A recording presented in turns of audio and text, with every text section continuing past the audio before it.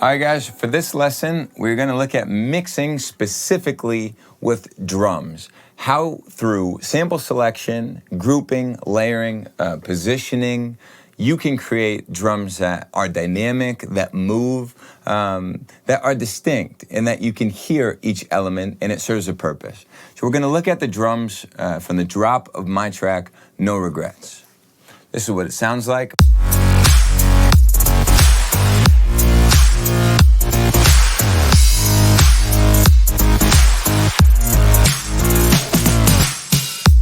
Okay, so I've included the bass to give us some context while we're working on the drums. That's what's playing in the background. The first element we're going to look at is the most important one, and this is the kick. And this is where sample selection really plays a role. A kick is so important in dance music, so of course how you select your kick is important.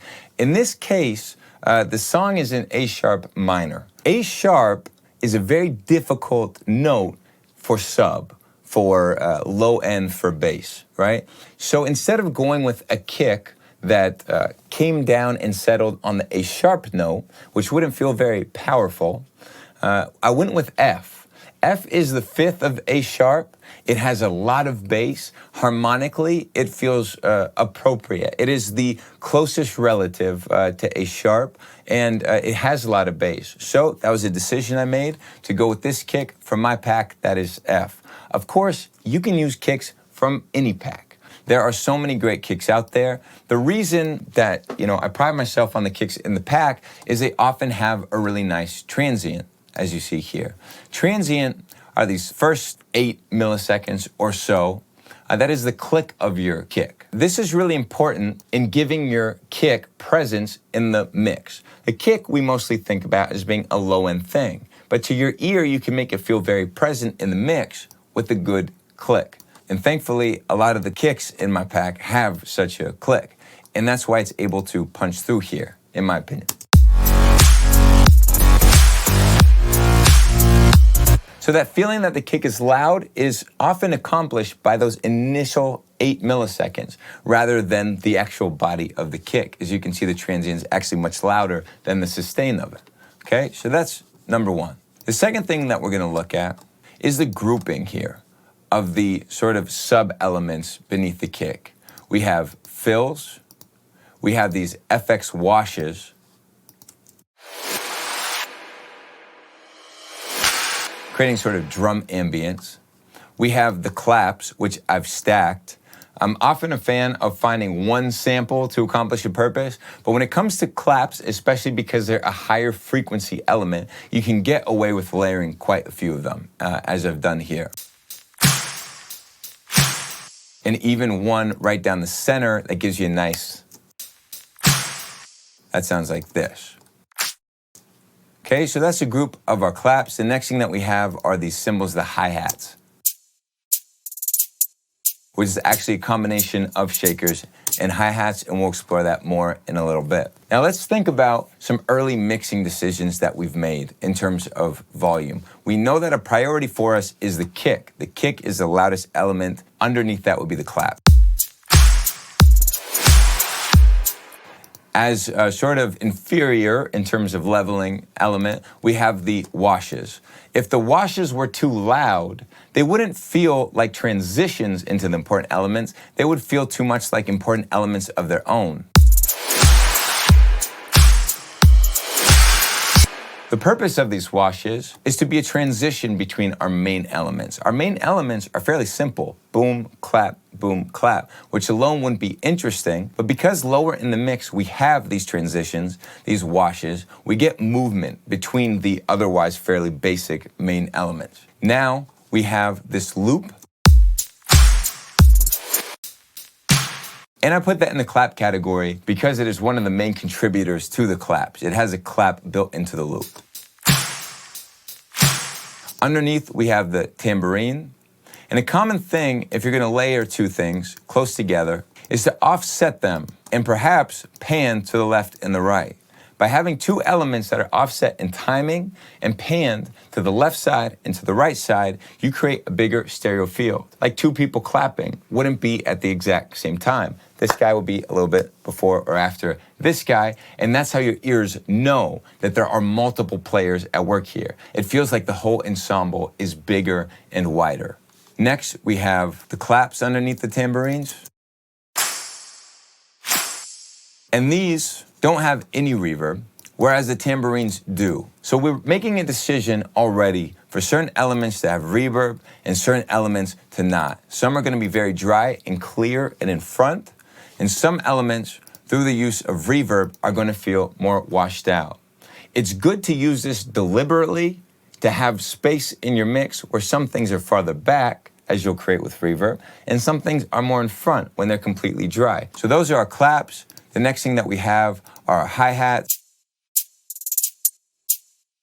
I use the shaker in combination with the hi-hat to give a softer feeling to our hi-hats. The shaker, as you can see, is coming just before the hi-hat, which gets rid of the annoying trap-style clickiness of the hi-hat that I just didn't feel was appropriate to this song. So here, you're getting a feel of the different decisions that I made to get the right style for the drums. So that's a lot of sample selection. These reverses you could find in my pack, or you could even make them yourself by taking crashes and reversing them.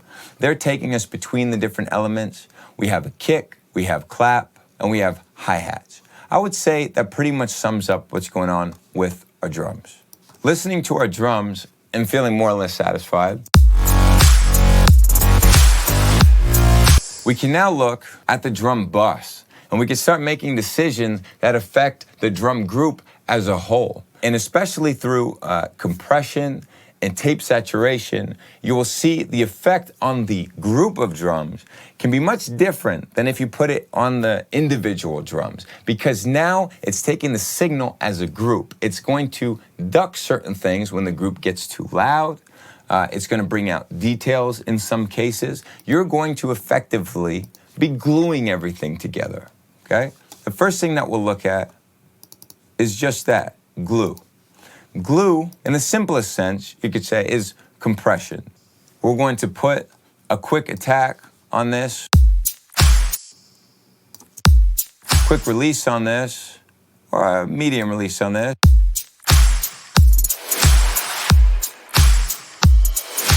We're gonna compress and compress. And we're gonna notice the elements which were previously lower in the mix have now become louder. The kick has been taken down a little bit.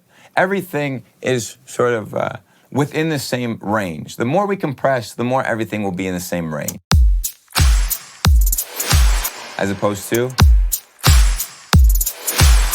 without the compression, the kick is noticeably a standalone element.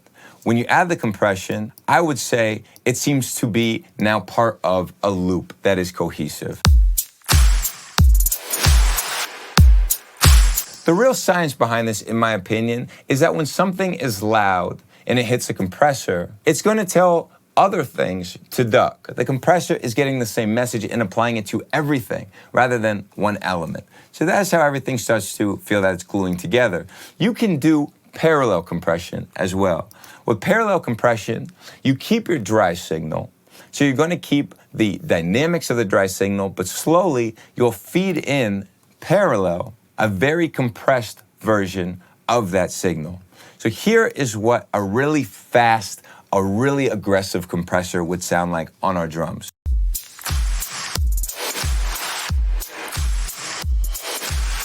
Which by itself, it's just too much. But then you feed it in with your dry signal.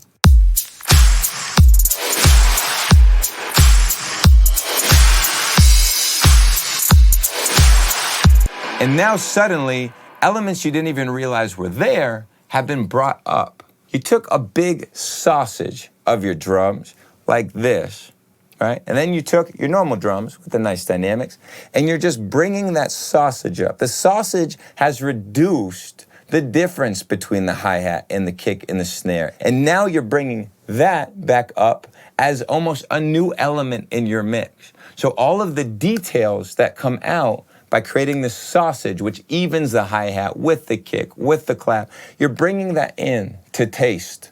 And that is parallel compression with the fast compressor. Before, so there's a huge difference you can hear that you're making there. The other way that people use parallel compression is to do a slow compressor that ducks everything, but it does allow the initial transients. So the compressor is still slamming, but it's letting through the initial 8 millisecond, 10 milliseconds, 30 milliseconds, whatever you want, it allows that signal to pop through. So that is going to be the clicks of your kick, of your clap, of your hi-hat, things like that. That's what's going to be let through. So let's set up this compressor. Going to take an equally aggressive compressor, but now we're going to raise the attack.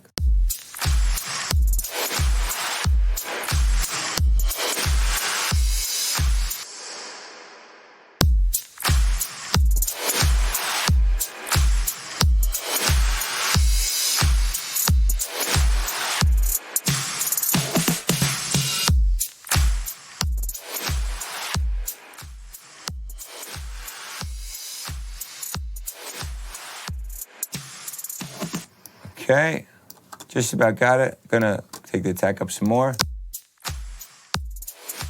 And now you see, we're really just getting the transient.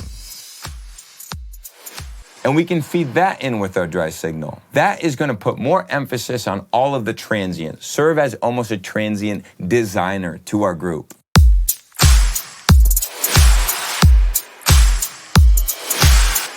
So if we listen without it, and then with it,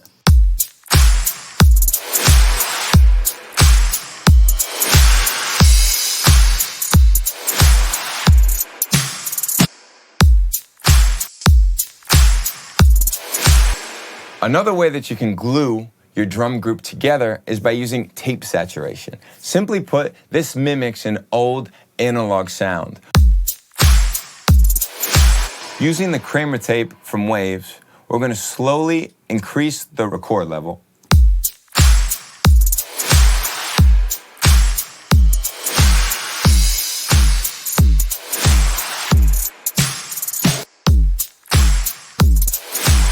And effectively, to my ear, what you're doing here is pushing it through a limiter and getting back that saturated sound. You are forcing threshold that the audio simply cannot go beyond. And it gives you a subtly distorted, saturated sound. When used in small amounts, you can achieve a richer, more harmonic sound that just covers more of the frequency range and feels more glued together. If you use it too much, of course, it will sound distorted and it will work against you and even start to sound thinner. Another one that you can use to achieve this saturation is the exciter from Ozone. This will, in fact, allow you different bands for your saturation. So perhaps the saturation would have affected your low end in a way that you don't want. Perhaps you want your low end to be clean. You could apply this only to the higher frequencies, like this.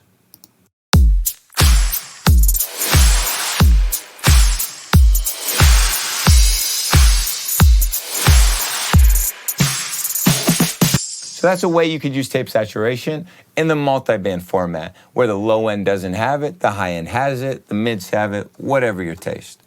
These are some basic ways that you can mix drums together, create distinction between your different drums, and ultimately glue them in a way that feels powerful and cohesive.